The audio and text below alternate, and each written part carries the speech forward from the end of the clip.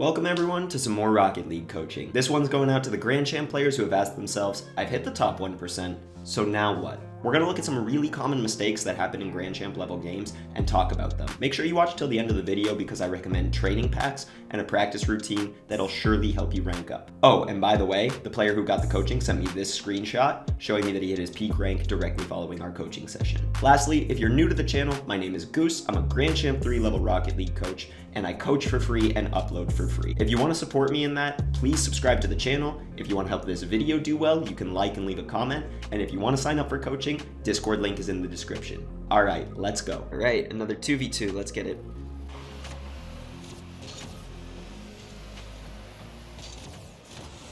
So far, so good. That touch could have been better.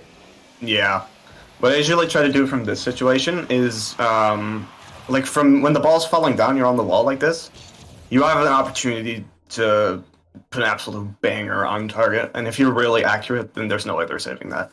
I'm not necessarily gonna disagree with you here, but in this specific situation, I'm gonna disagree in that decision. Yeah, it's a bit far away. I think the difference is you do have a shot on net, but they're both covering their net. So I think the better play, and maybe this is a perfect time to talk about air dribbling, keeping the ball close off of these is actually not that hard for a Grand Champ player to do. To get a really light touch right here, instead of flipping on it and trying to follow it through the air, is gonna do so much more for your team, because what these guys on orange are expecting is a shot on net. Both of them. Yeah. They're both, this guy's going to his far post, he's ready for the shot on net. Even if you launch a ripper, he's going to be there to save it. And guess what? The faster you shoot it, the faster they can get the clear out, you know? The more power behind the shot, the more power for their redirect into their corner. So in this situation specifically, because you guys win the kickoff, you get your 100 boost, they're retreating to net, and you get this beautiful touch that's up the wall to yourself. This is where you keep the control. Any kind of mechanic you're comfortable with that doesn't get the ball too far away from you, I think is better here because they're waiting for the shot. So the more you can make them hesitate and wait, the more time you're giving your teammate to position to play off your touch. In my games, what I ideally would try to do, I don't always succeed, is to air dribble this ball somewhere around here to try and force out a 50. You know, air dribble it close and then like literally face my belly towards the defense to just drop the ball down. And it's because you have all this space, because they're waiting for the shot. These kinds of touches, you keep it close, you do a much, much better service for your team. And then, yeah, see they get the clear immediately and you're pressed to get back on defense? You have to make a save yourself. That is a cut near post also. Right here, that gets past you. Leave that for your teammate who's gonna be here, ready to save this. You get behind him here. So you make the save, and then you try to follow your touch. Once he touches it around you, realize that it's around you. And then just flip forward here. Flip forward, cover that far post. The amount of comfort you have in the save when you come from far post, beautiful. It's just not the best touch though. It's not the best touch, but it's like because you're coming from far post, that's what gives you the comfort to at least make a good touch on this. If you were near post and had to jump, use a lot of boost, it's a world of a difference. That's hey, we see immediately when I'm uncomfortable. Yep, and then it's like night and day to this, where you turn kind of at the middle of the net. You don't go quite as deep into it, and that changes the momentum of where you can hit the ball. Or if you just cut a little bit more far post, like I just want to look at this from just a bit too early right here instead. You know, then you come out this way and you have just a bit more speed to reach the ball faster, and your momentum is pushing the ball towards orange. That's a little awkward. I could have turned her. Or even, because this guy hits it a little too far away from himself, you either turn on this early, or you give yourself a little bit more distance to go back and approach with speed. Because speed on the challenges is a really big thing, where he hits this away from himself. You probably could have driven a little bit more towards this way and then turned, so that you're coming at this ball a little bit faster, and that way you can hit it with your nose instead of killing you. Yeah, and then you can hit it like up the wall and chase it. Yeah, because that touch is not a good touch. More options. Right. Good positioning. Come on, catch and dribble. I would have dribbled the other way. This is a big thing where I find Yeah, okay, I see yeah, it. I'm sure you Literally no one there. yeah, and that's a big thing for GC1, GC2 is that a lot of people will play it to the side because that's usually safer. Quote unquote safer. Yeah, it's usually quote unquote safer, but you also have to read the defense when you have these catches to then take it to the midfield because then you have all the room in the world to work with and you don't take it right to this guy who's going to get a challenge, right? Yeah. So in this situation, you see this Christic guy, he's all the way in their net. You have the whole right side of the field to work with, but you take it to the left instead. Small mistake turns into a dangerous situation. And there you go. That's the inconsistency in GC1. You dribble it really nicely right after. This is such a nice pass. Yes, sir. Oh, I love to see that. Imagine passing the ball in Rocket League. Something nobody does. That's a great pass. Well done. How close was this other guy on the wall? I think you gave this away too early. He wasn't pushing you yet. Look at him. You see how he's just waiting for you to hit it to him? In my defense, though, it's really hard to see how close he is from... Absolutely. If you aren't, like, actively looking at it. Absolutely, but you need to be actively looking at it because no one's challenging you here. So when you have control on the wall, you need to start thinking like, hey, do I have the time to control this? And it is hard to see, but the better you get at that, the more opportunities you're going to create for yourself. Yeah. Just seeing like nobody's challenging, let me hang on to it. Because my favorite thing to do in these situations is as the ball is rolling along the wall here, and as it's kind of coming downwards, I love to basically stay on the wall and bait out a challenge. Literally, I'm hardly watching the ball. I'm just trying to stay close enough to touch it again. And I, in my head, go, please, challenge. Please drive on the ground and try And then you challenge just me. double jump or something. Not even double jump. You jump out and you give it one flip to basically, like, you know how the ball's momentum can be going down and then you flip underneath it and then it goes sideways. Like a ceiling shot. Yeah, like a ceiling shot style of touch. So you just drive along the wall, wait for this guy to make a stupid challenge, and then you flip under the ball and hit it over him. Now you have a 2v1 or a 1v1 or an open net, which is all the best possible case scenario. So I think you just let it go a little too early. And again, you're right. It's really hard to tell. But I think, you know, start getting in the habit, especially when you have it in your corner, to be extra patient. Because challenging in your opponent's corner is most of the time a really bad idea. So when you have it in your own corner, if you have that composure to keep it slow, if they are just going to instant challenge you, then you're probably going to win that 50 and it's not going to go in your net. So the corner control, really, really important. You're going to give yourself way more opportunities if you have some composure in this moment.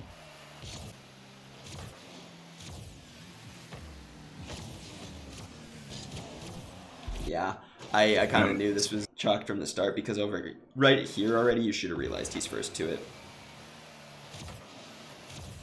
Right? Like right here, I think you got to notice he's first to it and just turn right in shadow. Because then you get into the shadow, but it's a half a second too late. He slots it back corner. Yeah, that was a really nice shot. Mm-hmm. Beautiful placement, but those are the things you got to be ready for to rank up.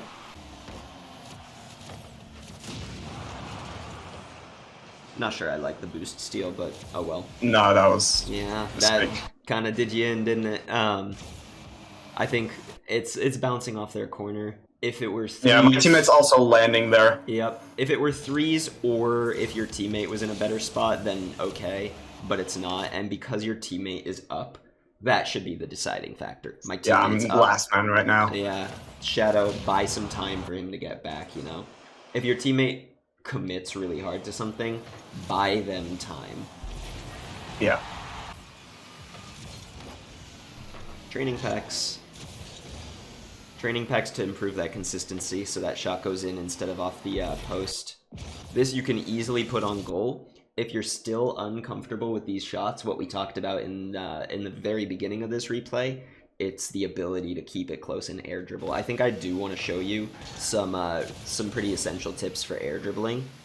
Some that you might know, but I think it's a good area to practice because keeping it close to yourself in the air seems like the biggest thing that's lacking. I think you have excellent decision making. You forfeited? Yeah. Yeah. Okay, I do have a couple of things that at least I see from my perspective. You really need to cut back on the little mistakes, which is sometimes you stop near post, sometimes you go far post, and that's the thing. That's not eye-opening to you, right? That's probably something you know, but that's Oh, the actually, the near post thing, like I was like sometimes like I realized mid game and like, oh crap, I'm awkward. Why yeah. am I awkward? Huh? What did I do? Exactly. I think it just helps to have someone watch it and say, hey, look, this happened 4 or 5 times in this match. You need to cut that back to 0 or 1 times, right? I think that's the main thing, is just consistency overall in terms of rotations. Keep practicing shooting. You said you sometimes do workshop maps? Yes. Okay. So there's a Not couple recently much though. there's a couple workshop maps I think that are going to be really good for you. You know this one, Aim Training by Coco? I hate that one. I hate this one too, for good reason. It reminds me how shit at the game I am. It's really Exactly. hard, but if you come in and you spend 10 minutes a day doing this one on like normal, then you're gonna start to get a lot better. What's up, guys? It's Future Goose Monkey. I just wanted to show you guys a bit more of this training pack because we breezed over it a little bit during the training session, but this is truly one of the best packs that you can download for yourself to test your shooting consistency. Like you heard me say, it reminds me how bad at the game I am because it's really, really hard. You basically try to chain together your shots into these green squares, and if you miss like that, then it just resets you. And I think going for a streak here is really one of the best ways to practice in Rocket League. And for console players, I'm sorry, you're not going to be able to do this one. Hopefully, one day when they move to Unreal Engine 5, we'll get some kind of creative mode. If you are on console, you can go into the custom training packs and either set up a bounce like this for yourself and aim at the net at different spots, or just use any of the custom trainings that are readily available to all players in the game. But for the purposes of this video, I just wanted to show you guys a little bit more of this training pack, explain a bit why it's helpful and why it's so hard, but nothing will help your consistency in game like practicing this over and over and over again. The higher score you can get, the better you're gonna feel in your games. All right, back to the video. Anyways, yeah, so this is a hard training pack and it is really good for shooting consistency. Have you ever downloaded the Air Dribble Gauntlet? No. Okay. I'm going to recommend this one to you.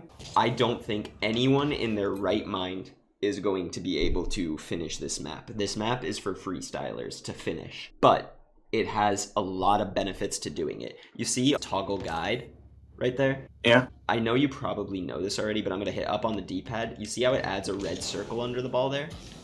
Yeah. That is where you want to be pushing it to air dribble. As long as you keep the ball in that red circle from no matter where you're hitting it, that's how you get effective air dribbles and you get a lot of distance. A lot of players will push the ball from like up here and they'll push it forward, which adds speed to it, but that doesn't change. That's what my air dribbles look like right now. Yeah, that adds speed to it, but that's the thing. If the ball follows a normal path and all you're doing is making it follow the normal path but faster, then people are just going to go up for the save a little bit sooner. If you're able to consistently hit it in this red circle and change the trajectory of it in the air, that's what's hard to read. That's what makes people hesitate on defense. That's also what lets you get the ball to where you want to get it, right? So I think this map, I think you should aim to finish the first level as fast as you can. I was so scared there. Like, you finished the map. No.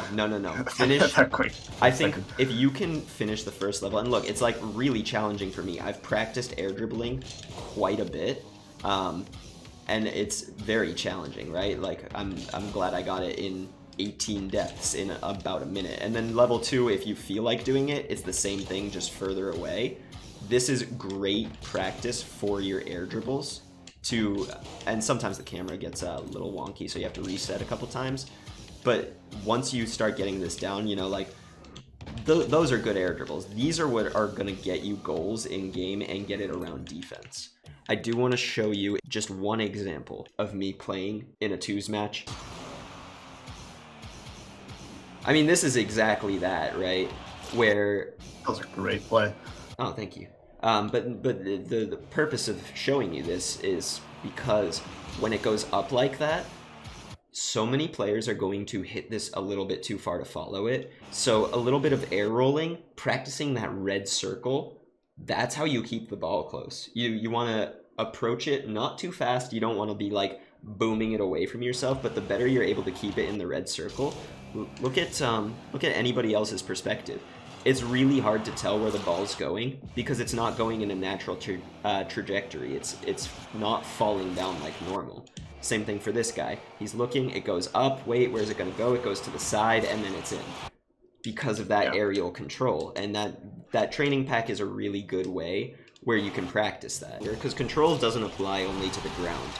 Oh well, you get the idea, right? So, yeah, I think cut back on the mistakes. Through me watching your replay, hopefully it opened your eyes a bit to how many mistakes happen per game that you can cut back on. And the best way for you to fix that is to watch your own replays. Alright, thank you so much for watching. I really hope you were able to learn something. If you enjoyed it, did pick up on anything that you found useful, or just want to support me, please subscribe to the channel. Don't forget to leave a like and comment, and I'll see you in the next one.